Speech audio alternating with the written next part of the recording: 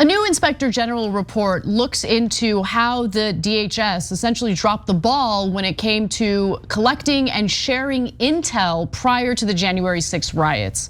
So this is really telling because it shows the lack of professionalism, the lack of training, and the lack of experience within the group of people who were tasked with essentially keeping people safe before this whole riot took place.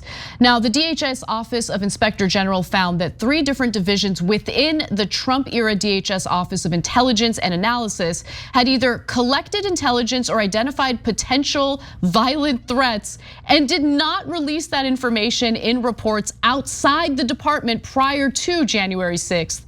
Instead, emailing threat information to local DC partners before the attack in a way that was not as widely disseminated as its usual intelligence products.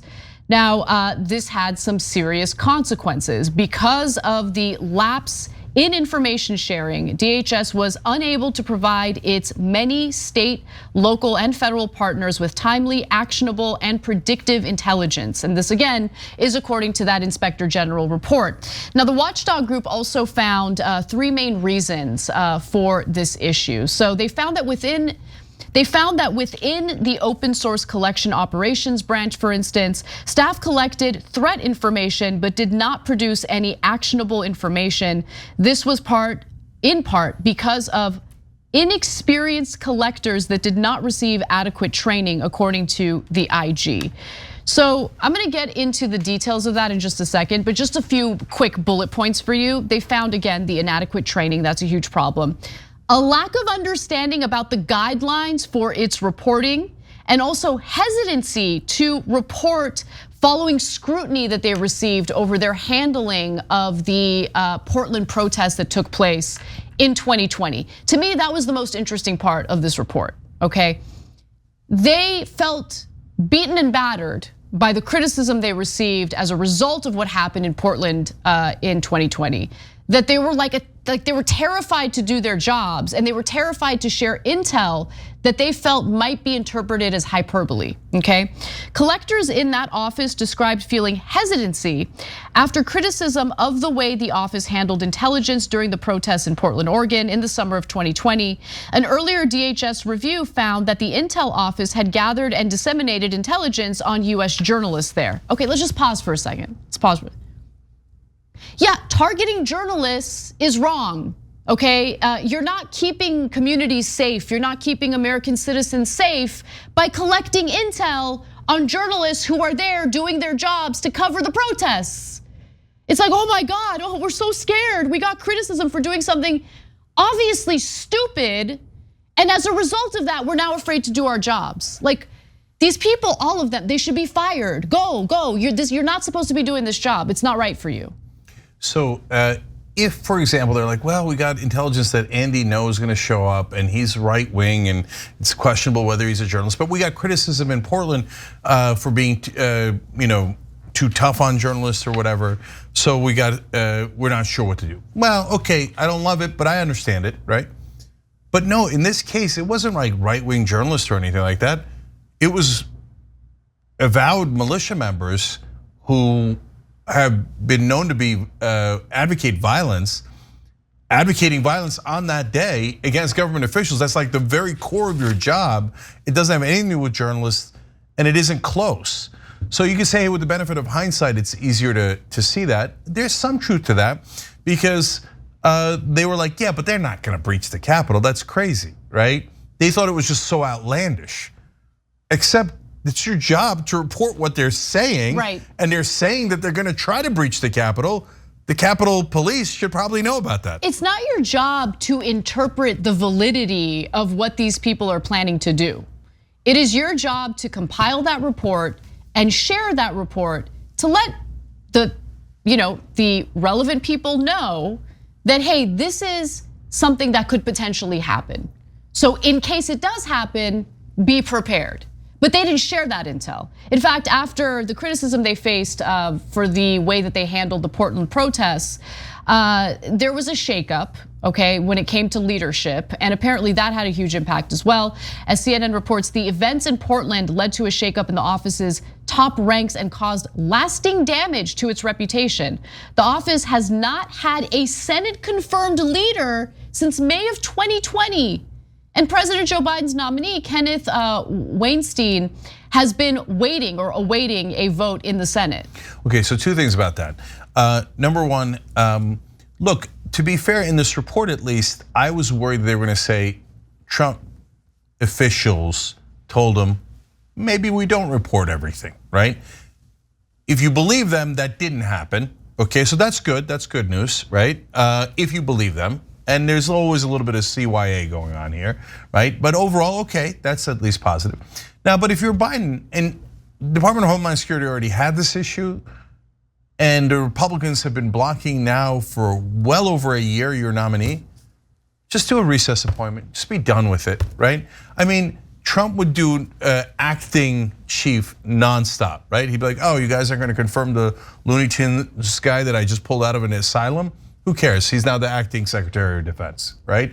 Oh, it's my waiter at the restaurant I go to, named McDonald's. Sure, yeah, I put him in because he's my lackey. I don't care, right? He's acting Defense Secretary, right? Whereas Biden's like, it's only been a year and a half. Can I just put the guy in? Let's move on. Let's move on.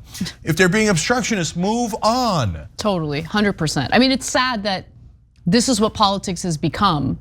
But it's the truth. This is what politics has become. Now, I want to give you some specific examples of the intel that they had, but refused to share.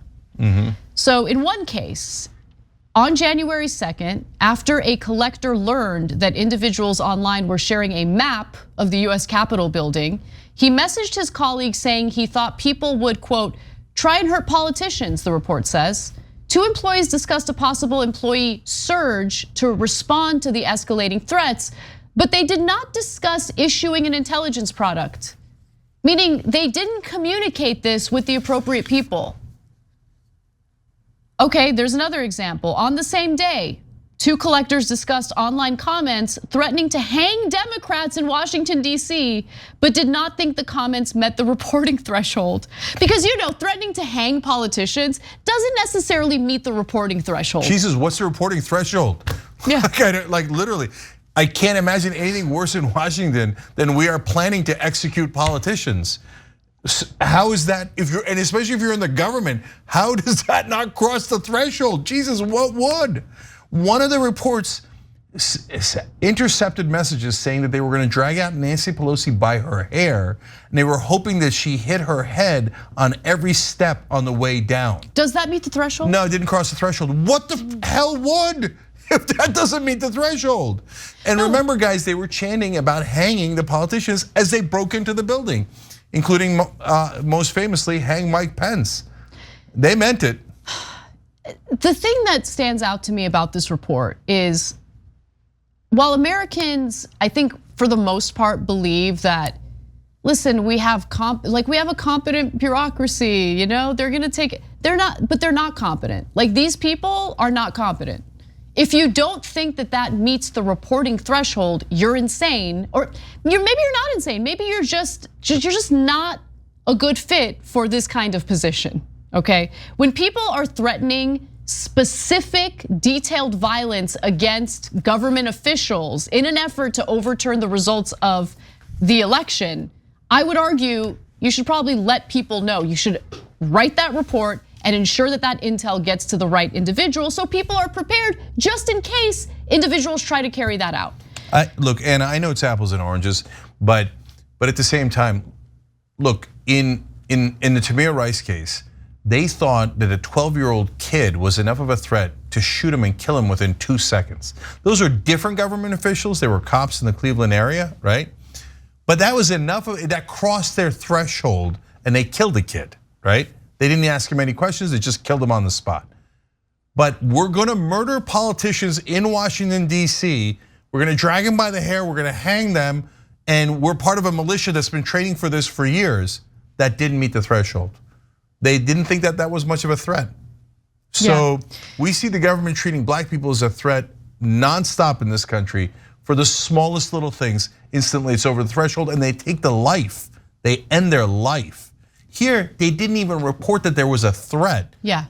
Because, it's beloved right-wing militia people. Look, I'm not saying, I don't know the politics of those guys. It might have been just that they were scared bureaucrats. Yes, I think it's more that, honestly. But Anna, there is also just the general assumption in Washington that, be careful around the right wing. Be careful around them. Yeah, right? I mean, look. They have more power. You report it in, you could get in a lot of trouble. You said that those guys were gonna hang politicians. They didn't hang politicians. You're crazy, that's it, you're all fired, right?